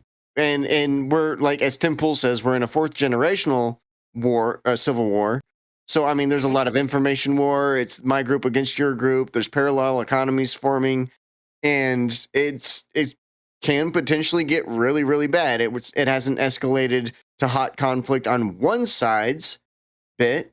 I mean, unless you want to count Kyle Rittenhouse's defending himself as him, retaliating against the people trying to kill him. Well, he's a white nationalist and he hates black people, so yeah. He killed 3 of them. I mean, obviously, he's trying to take them out. Those were the whitest black people I think I've ever seen. I mean, I know albinism is a thing, but goddamn, he just happened to kill the only 3 albino black people that were in the entire city. No, see, and I've met black people that were light skinned like. I really have. One kid I knew, I thought he was just a redhead kid. I thought he was a ginger, but no, he was a ginger black dude. Like, yeah, it was the coolest shit thing. Yeah, that is actually a thing, and he was an awesome kid too. But like from behind, he just looks like a ginger kid with the whole curly red hair fire fro. And I was like, man, that dude is like really going the full carrot top, isn't he? And then he turned around and you see his facial features, like the way his face is constructed. He had black features, and it's like, oh my God, he's mixed race. Like, holy shit, I've never seen a ginger black dude. That is creepy looking. Well, I wouldn't say that. I think it's cool. I find it unique. But so it's like the pictures that I'm looking at, they have like like the hair. Oh my! But then it's like red, whatever that is. What the fuck is this? How can I send it? Oh well, whatever. It doesn't. It's racist saying I'm looking stuff up on Google Images right now. No. I like I said, I wanted to show it because it was a very fat guy that had like his hair was cut on the sides, but it was like a super shitty mohawk, and he's smiling like. Oh. Okay. It's just that's objectively creepy. I will. That's why I was like, what the fuck is that? Not ew, a black person. What the fuck is that? No, I save that for my clan meetings. Oh God. Jesus. Oh, speaking of shit. That's it. I'm coming up to Canada. Yeah. Don't worry, it's not loaded. I have no clip in it. Oh, right. I guess on YouTube, I guess you can't even show guns on YouTube, apparently. No, you can. You can show guns, you can show shooting. You just can't make any actual threats. And I'm not going to make a threat. And actually, just so it's disassembled. Well, and that was like, I have a picture saved on my phone that I've been trying to think of a way to incorporate this. Someone put a picture of Justin Trudeau, and then they put like a bullseye, like a sniper's crosshair on him. Naughty. Like, what are you doing? Like, you're asking for it. Yeah. See, nobody needs to be at risk of assassination. No one needs to be at risk of having any kind of physical harm brought to them. That's part of the reason why we're complaining about this whole scamdemic that we've been going through. Whenever you're doing things like that, you are taking away from the good that needs to be done in other people's lives. Does Justin Trudeau deserve to rot in prison? Quite possibly. Like, that needs to be determined. Like, even me being an anarchist, that needs to be determined in a court of law amongst his peers. Like, look, dude, you fucked up. We can't have this anymore. You got to go in the box. They should put him in a box, give him some time to think about it, educate him on where he went wrong. And, we can, on another episode in the future, because I know we're already going pretty late on this one, we can discuss how fucked up the prison system is. Yeah. It's completely broken. But he needs to do some time for his crimes against the people that he was supposed to be representing and shepherding over. Like, it's like, and people seem to like. I've had discussions with people, and I've said flat out, I think Joe Biden should be in prison for crimes against humanity. I think Donald Trump should be in prison. Well, yeah, that too, but because of the policies and the actions that his administration has administered at literally the death of children, he should be in prison for crimes against humanity. We can continue on with the funding of Saudi Arabia. We can, even in Canada, we give guns to Saudi Arabia to have a genocide being committed in Yemen every single time. I think our administration should be in prison. I think Donald Trump should actually be in prison for crimes against humanity because he did the same thing. Well, they buy a lot of guns from us. Well, They buy a lot. And with Donald Trump, there's a lot of people that want to try to save face with him and be like, oh, he just didn't fire the right people. And it's like, no, the simple fact of the matter is Donald Trump had a lot of good policies as far as like bringing industry and everything back to the United States. And we were flourishing for a really long time. It was doing good for us. But the simple fact of the matter is he is still directly responsible for giving the orders to go fuck around in these other wars and did some fucked up shit. People died that didn't need to die. And that's on him. The blood is on his hands, and his tiny hands, as most of the media would have you believe it. Which makes no sense. His normal hands. That's the thing. Like, I know. Whenever someone's trying to shame you, they're going to use whatever they can, and use same thing like we were talking about with Joe Rogan. They're trying to make him look like an absolute racist whenever he's not. They're just going to stab at whatever they can to disable the train that's coming out at him. And I use the term train intentionally because of the whole woo Trump train. Well, and so like well, the comment that I had made before was an actual person that's racist. If you said, "Oh, well, you're a racist," they would go like an actual racist would go like Joe Biden or Robert Byrd or Justin Trudeau would say, "Yeah, I am, absolutely, I am." But when you try to put that label on someone else that they fundamentally know I am not Antifa where we are anti-racist, or some of them even say flat out, yeah, I am racist. Yeah, they admit it because they feel white guilt.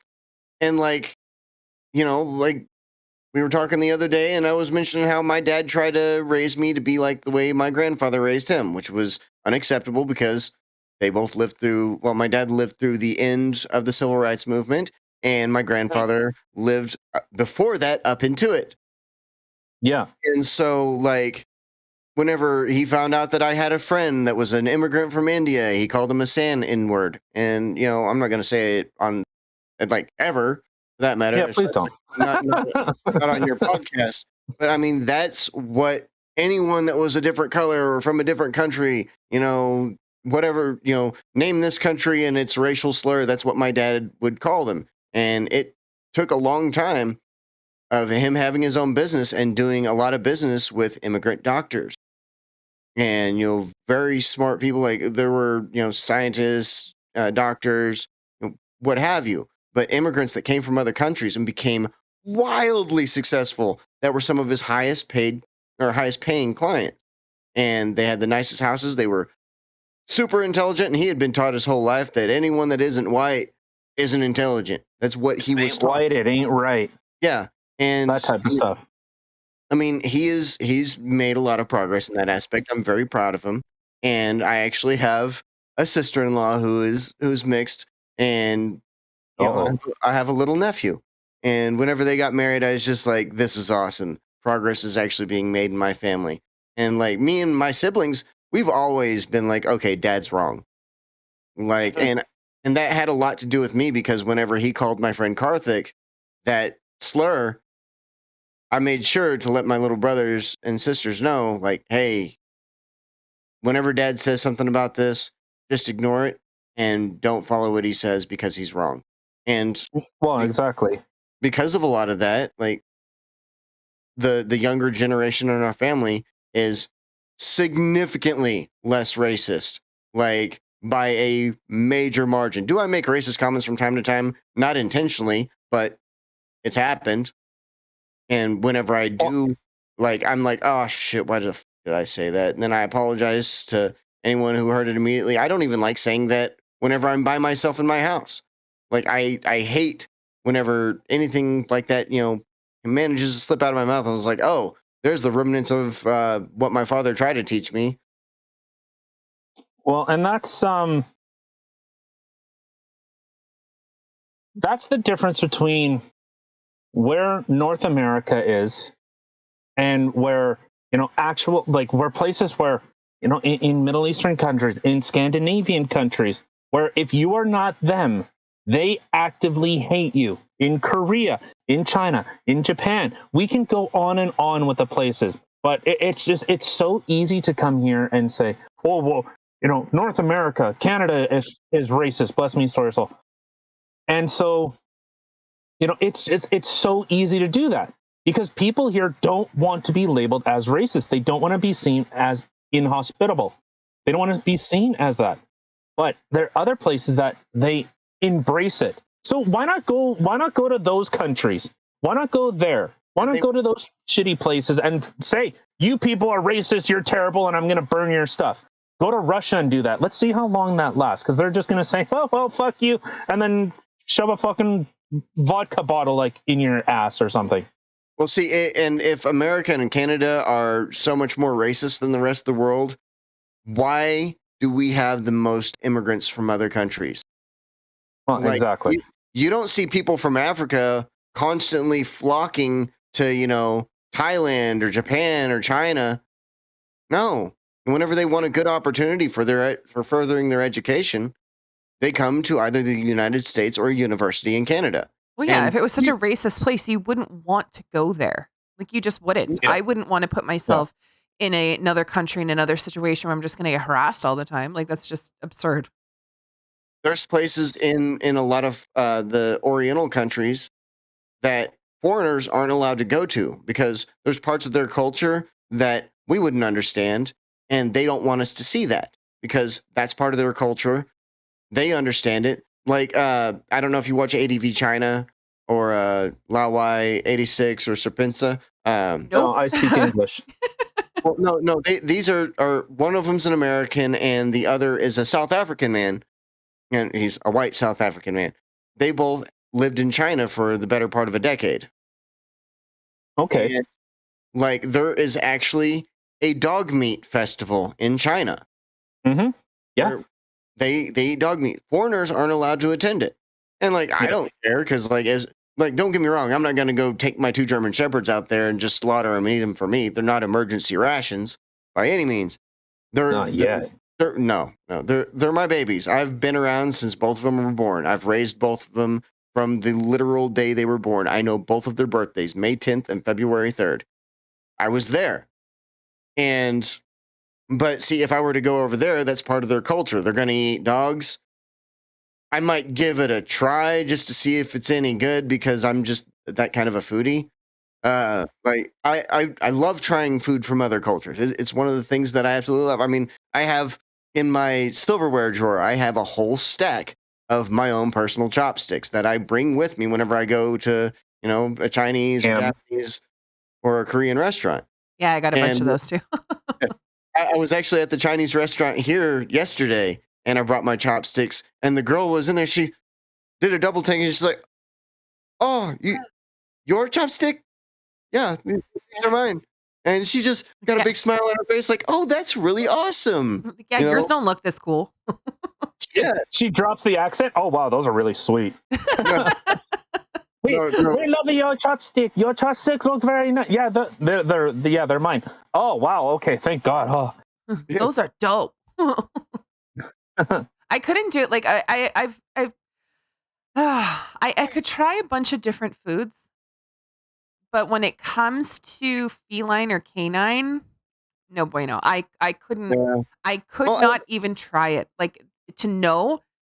I think even if I were to eat it and someone was like, "Oh, it's rabbit," or something, like, I don't even think I've eaten rabbit, but at least we're not a CNN anchor that goes and actually eats human flesh. I mean, that's true. That's true. Yeah, I don't think I could do that either. No. That dude. Okay, whenever you eat human flesh, something happens chemically. Yeah, it was brain, but something happens whenever you eat the flesh of your own species that it like triggers something, and that dude has gone insane from last I heard about. And he worked at CNN?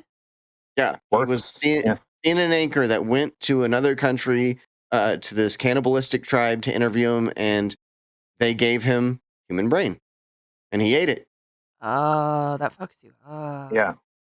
Yeah. Well, it's I believe it's I don't know if it's just a chemical thing, but as far as I know, it's just the prions inside of it. They end up latching onto your brain, and yeah, you end up basically going insane to some extent. Oh my God. I mean, I've All heard right. of shit like that before. I didn't realize that there was actually like a news anchor from CNN that happened to. That's kind of crazy. Yeah, you can look that one up. Just I can't remember what the anchor's name was or the journalist. Reza Aslan. Reza Aslan. That's right. I was like, I know it was. Yeah. Did Yeah, he know that he ate brains, or did someone feed him brains? 100%. Yes, he knew he was going to a Aw. cannibalistic tribe. He knew he was going to them. He knew he was going to be interviewing him. He knew what he was being handed, and he tried it because he didn't want to insult their culture. Oh, that's nasty. You could not pay me enough to like going to a cannibalistic culture is one thing. I'm pretty sure they'd see me and be like, oh, fuck, that's like a meal for a year. So they'd definitely be all about that. But regardless, if they were to like hand me, no, I'd be like, listen, don't mean to insult, but no, no. Yeah. Well, see, and the thing about it is they were trying to prove that these cannibalistic cultures aren't actively killing people in order to get their meat, but whenever someone dies. And I'm pretty sure it's like the shrunken head market whenever that got inflated and there was a demand for it. Once there's a demand for something, you have a market for it, and someone's going to try to do some fucky shit, bring about the product that you're trying to sell. Yeah, you like sneeze, be like, oh, you're sick. Psh, dead. You my next meal. Yeah, you cannot be here in the tribe if you're sick. We're gonna, cook you and serve you to everyone. It's just allergies, I swear. No, you're sick. You need to die now.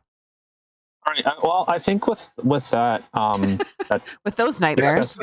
Let's just end on cannibalism. Yeah, where he apparently he literally got threatened that I will cut your head off if you talk too much. Wow. So that was I didn't know that part of it. from the group. Yeah, I'm reading it over right now. But all right, Kim, thank you, Brad, for coming. That was a great conversation and a lot of fun. Thank you for having me. Yes, thank you so much for coming. Hopefully you'll come back on again sometime. To anybody who is listening that is a Mech Warrior fan, he does play Mech Warrior, as do I. So if you ever want to come and play a game with us or whatever, you know where to find us. Also, don't forget to like, subscribe, hit the share button. Please just share us with everyone. And you can check us out in all the places that it's going to be listed in the description box below. YouTube, Rumble, yada, yada, yada. Come check us out on our socials, and we will hope everyone had a great weekend. And we will catch you on Hump Day. Bye, guys.